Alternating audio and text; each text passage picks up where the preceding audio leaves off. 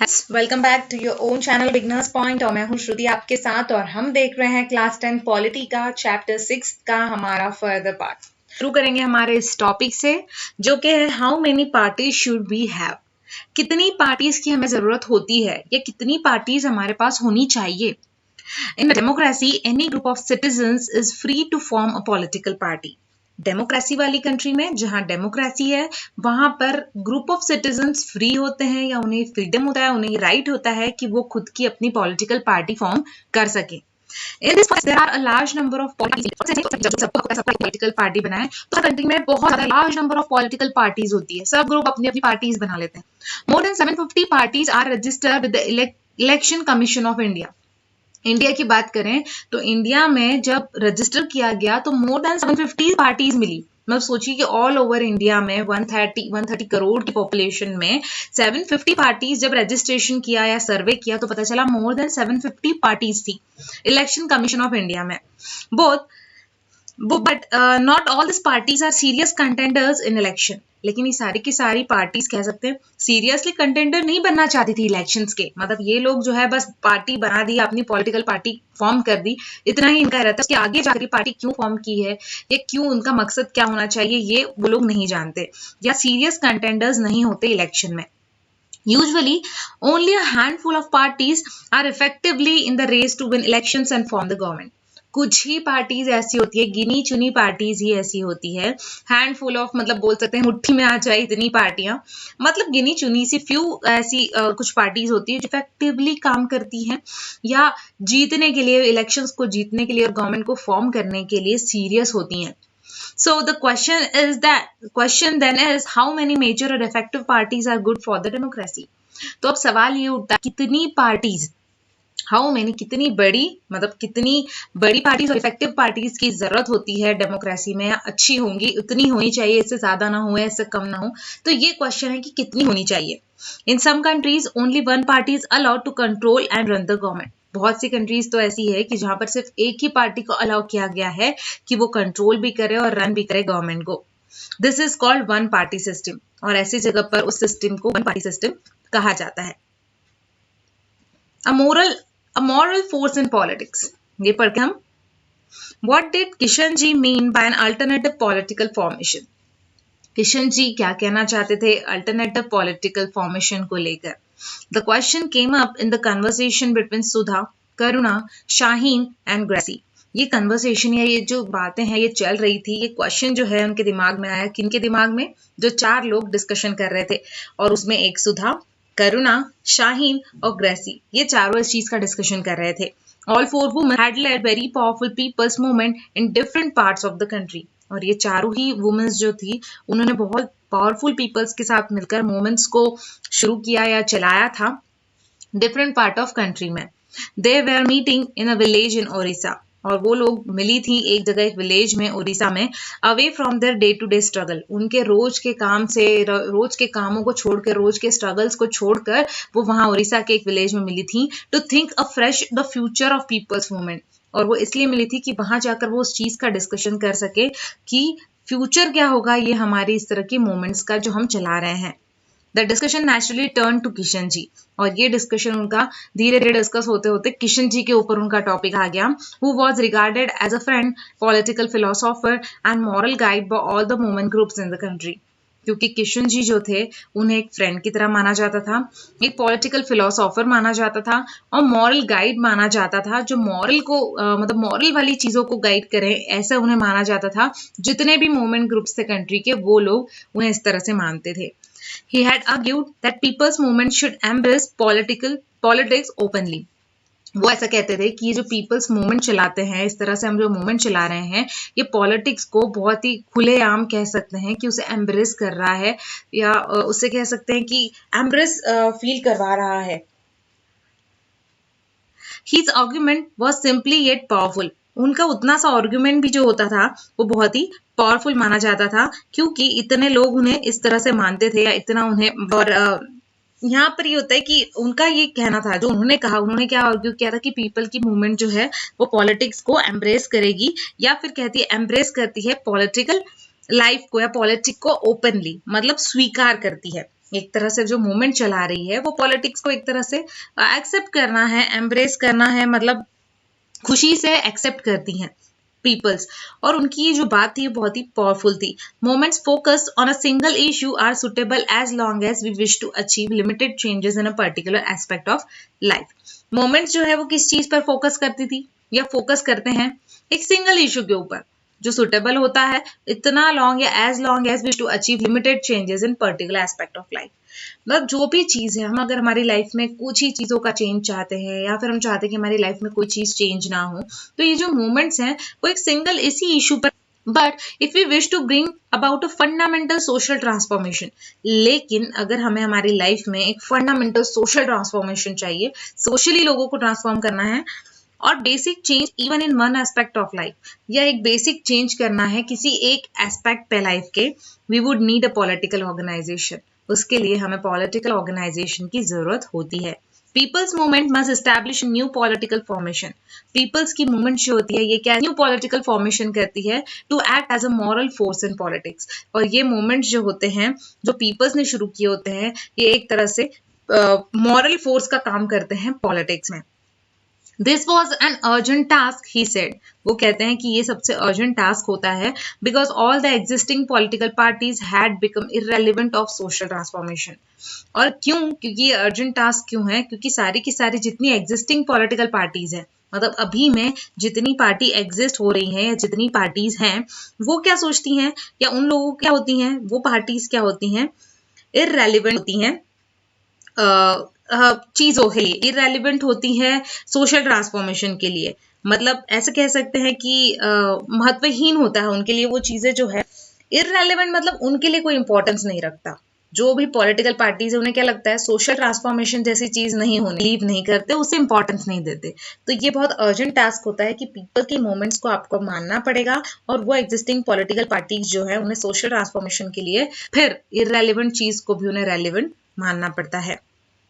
But Kishan ji never clarified what that organisation will be. लेकिन किशन जी ने कभी ये नहीं कहा कि वो ऑर्गेनाइजेशन कैसी होनी चाहिए।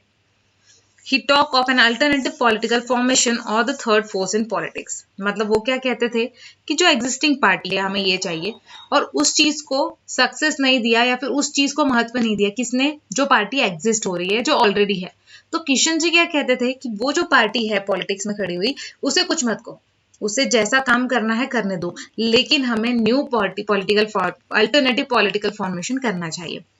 मतलब उस पॉलिटिक्स के अलावा, उस पार्टी के अलावा एक अलग से पार्टी फॉर्म करनी चाहिए या थर्ड फोर्स जो है वो पॉलिटिक्स में लाना चाहिए। But did he mean the political party? लेकिन क्या उनके बोलने का मतलब तो political party? Said Gracie. Gracie कहती है कि उनके बोलने का मतलब ये है कि हमें थर्ड फोर्स पॉलिटिक्स में लाना है, मतलब अलग पार्टी लाना है। She felt that an old style political party was not the right instrument for social change। उसे ऐसा लगता था कि जो पुरानी चली आ रही अभी तक की ओल्ड पॉलिटिकल पार्टी जिस तरह से चल रही है, उसकी जो स्टाइल है, क्या वो हमारे सोशल ट्रांसफॉर्मेशन के लिए मतलब लाभदायक है। और सुधा ने इस चीज को एग्री किया। सुधा जो है एग्री कर रही थी ग्रेसी के साथ। I have thought about it several times. Sudha कहने लगी कि मैंने भी इस चीज पर बहुत बार विचार किया है। I agree that all the struggle that we are involve with.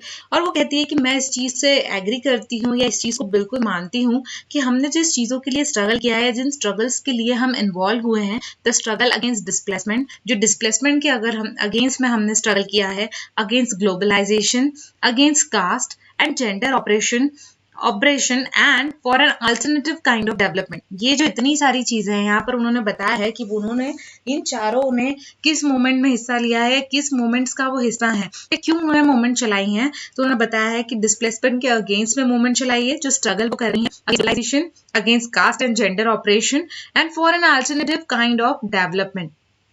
All this is political. और ये सारी चीजें पॉलिटिक्स से जुड़ी हुई हैं।